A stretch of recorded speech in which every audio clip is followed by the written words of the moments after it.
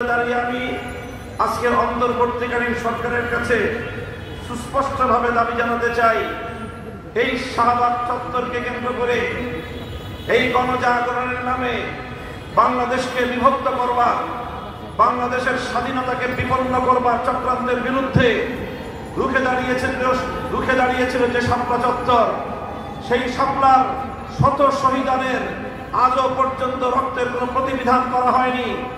এখনো পর্যন্ত শাপলা চত্বরের বীর শহীদদের হত্যাকাণ্ডের জন্য কোনো রাষ্ট্রীয় উদ্যোগ আমরা লক্ষ্য করতে পারছি না।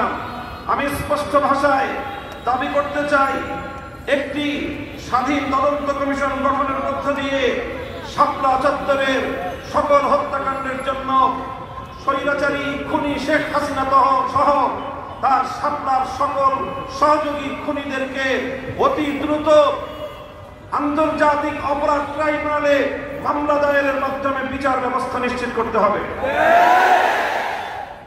আমি ঢাকা বিশ্ববিদ্যালয়ের এই প্রবেশদ্বারে দাঁড়িয়ে স্মরণ করতে চাই নবাব স্যার সলিমুল্লাহদেরকে, যাদের ত্যাগ এবং অনুদানের ভিত্তিতে প্রতিষ্ঠিত হয়েছিল এই ঢাকা বিশ্ববিদ্যালয়।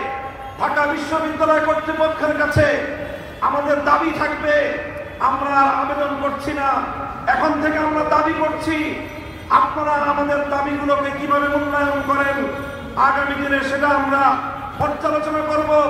আমরাও মূল্যায়ন করে আগামী পদক্ষেপ এবং আমাদের কর্মসূচি আমরা নির্ধারণ করব। আপনারা রবীন্দ্রনাথের গান গান, অথচ নবাব স্যার সলিমুল্লাহদেরকে আপনারা ভুলে যান। এই ধরনের আদেলগিরি বাংলাদেশে আগামী দিনে বরদাস্ত করা হবে না। আমরা অন্তর্বর্তীকালীন সরকারের কাছ থেকে তারা এদেশে ইসলামী শাসন ব্যবস্থা প্রতিষ্ঠা করবে এই ধরনের দিবাস্বপ্ন আমরা দেখি না। তবে আমরা স্পষ্ট ভাষায় বলতে চাই, আমরা ইসলামী রাষ্ট্র প্রতিষ্ঠার জন্য যে আন্দোলন, যে সংগ্রাম করছি, আমাদের পথে বাধা হয়ে দাঁড়াবার কোনো দুঃসাহস যেন আপনারা না দেখান। আমাদের কার্যক্রমকে ব্যাহত করে এমন কোন পদক্ষেপ আমরা বরদাস্ত করব না। ইসলামিক ফাউন্ডেশন সহ ইসলামী প্রতিষ্ঠানগুলোকে ইসলামের মূল ধারার বিপরীতে পরিচালনা করবার দুঃসাহস আমরা বরদাস্ত করব না। আমাদের একজন প্রতিনিধি রয়েছেন, ধর্ম উপদেষ্টা, ধর্মীয় সকল প্রতিষ্ঠানগুলোতে তার উপদেশ, তার দিক নির্দেশনার আলোকে পরিচালিত হবে। তিনি এদেশের আলেম সমাজের কাছ থেকে পরামর্শ গ্রহণ করবেন। তার পরামর্শের ভিত্তিতে যদি ইসলামী অঙ্গনগুলোকে পরিচালনা করবার ক্ষেত্রে যে কেউ অন্তরায় হয় বলে আমরা প্রমাণ পাই, আমরা রাজপথে যে কোনো মূল্যে সেটাকে প্রতিহত করবো ইনশাআল্লাহ।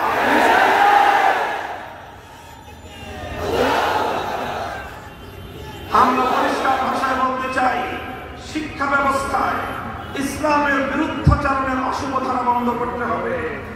সকল শ্রেণীর শিক্ষা ব্যবস্থায় প্রতিনিধিত্বশীল ব্যক্তিবর্গের মাধ্যমে নতুন শিক্ষা ব্যবস্থা প্রণয়নের উদ্যোগ গ্রহণ করতে হবে। আপনারা সেই আওয়ামী দুঃশাসনের আমলের মতো বরাবর দেশের ইসলামপন্থীদেরকে উপেক্ষা করে চলবেন। আমাদেরকে উপেক্ষা করার এই ধারা আমরা আর বেশি দিন চুপ করে বরদাস্ত করব না। শিক্ষা কমিশনে এদেশের সর্বজনগণ আলেম প্রতিনিধি অন্তর্ভুক্ত করতে হবে, না ওই শিক্ষা কমিশনের কোন সুপারিশ আমরা মানব না। বৈষম্যহীন শিক্ষা ব্যবস্থা প্রতিষ্ঠার স্পষ্ট দাবি জানাই। আলিয়া মাদ্রাসার শিক্ষার্থীরা তারা জাতীয় শিক্ষা ব্যবস্থায়, জাতীয় সকল চাকরি বাকরির ক্ষেত্রে বৈষম্যহীন সুযোগ সুবিধা চায়।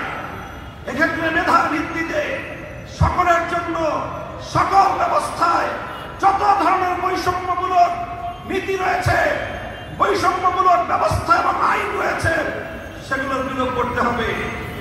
কিছু কিছু বিভাগে, অনেক পাবলিক বিশ্ববিদ্যালয়ে আলিয়া মাদ্রাসার ছাত্রদের জন্য ভর্তির সুযোগ রাখা হয় নাই।